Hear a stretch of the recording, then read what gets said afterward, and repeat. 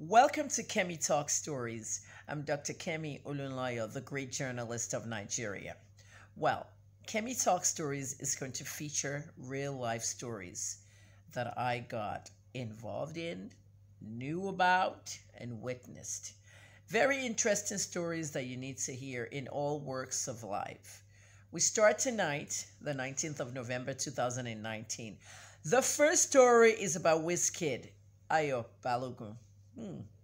Wizkid, the young boy from Lagos who became a big singing star, who is selling out all concert venues. Did you know that most of us knew about Wizkid when he gave us that tour of the House of Peace Square? That was the first time I heard about him. I was in Canada and I was a publicist and also a journalist. A music publicist and a music journalist. I was the one that booked all artists for PR whenever they arrived in Canada. They could be coming from the United States. I always book Nicki Minaj, Lil Wayne, Britney Spears, Sean Kingston. There's quite a lot of them from the US side. And during Canadian Music Week, I do the same thing for them. In fact, during Canadian Music Week of 2009, I remember booking PR services for Hadiza Bilal. That's Dija. You guys know Dija from Maven Records. And that's when I met her and I did that PR for her. At that time, she was nominated for a song, Rock Steady. And you guys haven't heard Dija's English songs. She's awesome. She's Grammy Award material.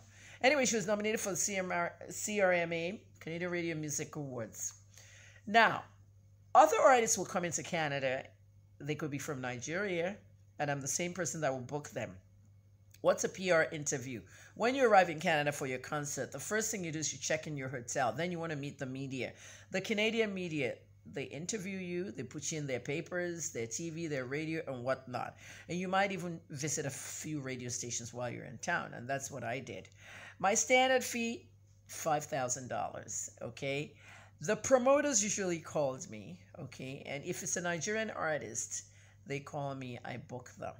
So, a promoter called me and said, Wizkid is coming to town. That was in 2012. And I said, okay, fine. $5,000, $2,500 upfront. When the artist comes, does the interview, I get the other half. That's how I do my business.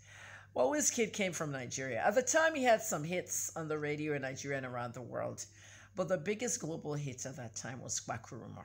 So what I did was I called Dave at MTV Canada. I said, Dave, we got somebody coming, and this is how publicists talk to media. And remember, I'm also a member of the media, so it's good, to be both. So I'm like, Dave, the director of music at MTV Canada, because I wanted Wizkid to be on the show. So this guy is coming, and it's Justin Bieber of Africa. That's what I actually described Ayo as, Justin Bieber of Africa.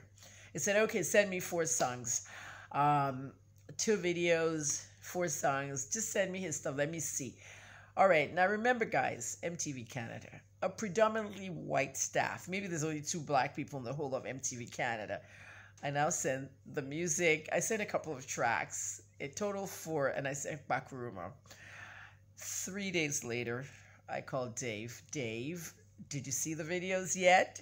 I want to book my client, Wizkid. Now remember, Wiz may not even know me, but it's the promoters that he knows. But the promoters have to come to me so I can book them on their PR, whatever.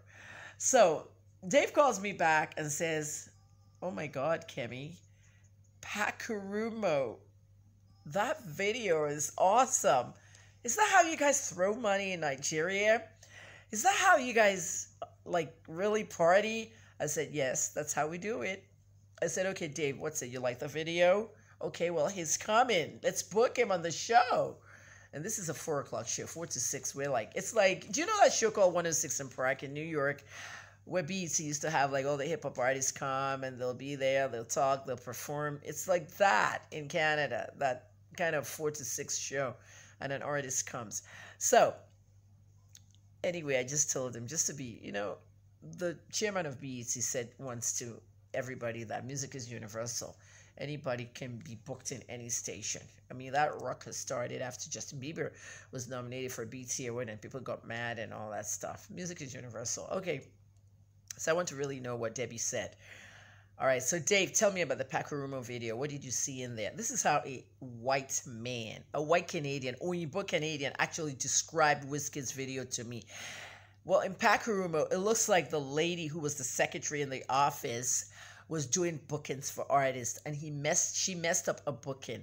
Okay, the Wizkid booking was supposed to be where the youngsters were, while the Pasuma booking was where Funky Akindele was supposed to be. Funky got the wrong artist. In other words, Dave was telling me Funke Akindele got the wrong artist. Wizkid came to the wrong party, and Pasuma went to the younger people's home. He knew what the plot was. He got it.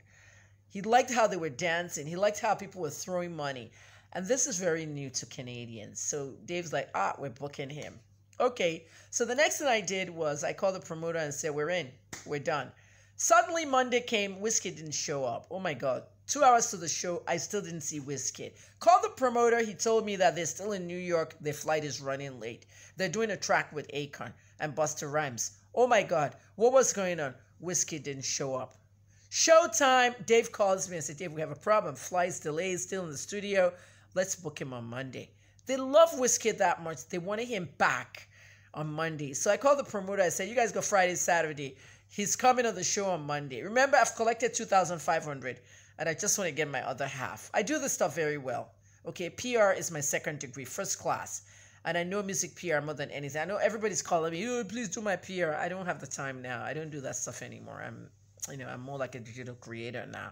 But at the end of the day, Wizkid missed the show on Friday and we wanted him back on Monday. Come Monday, the same thing happened. I said, Dave, let's just cancel. Okay, he's going to come in late for the tour, perform and go. We can do this another time. Meanwhile, I was getting ready to leave Canada finally. Okay, they were going to deport me from Canada on my own little palaver there. The antagonizing of gun laws. Remember, I'm leaving Canada on Wednesday, and on Monday, Wizkid didn't come. Okay, so we said, let's postpone it. All right, so unfortunately, Wizkid showed up later, had his concert in Toronto, went to Vancouver, had the one in the West Coast, and left Canada. Okay, the following week, I was on my way home. Now, the Canadian Border Services Agency had my phone, and they wouldn't release it to me until I've actually stepped on the plane. Why? Because they didn't want me to tweet outside the plane. Say, okay, goodbye, Canada. Just tweet something that would rampage the internet. So as soon as I entered the plane, they handed over my BlackBerry to me. It used to be Blackberries in those days. First thing when I opened my phone, you wouldn't believe the message I got. It was like, oh my God, Auntie Kemi, we just heard. You just heard what? It was Wizkid's road manager.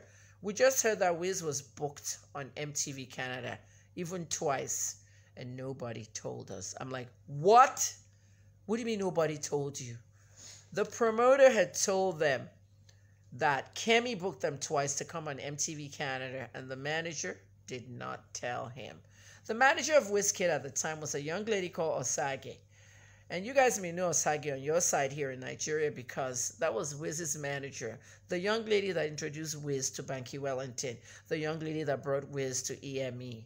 And that's where the feud started.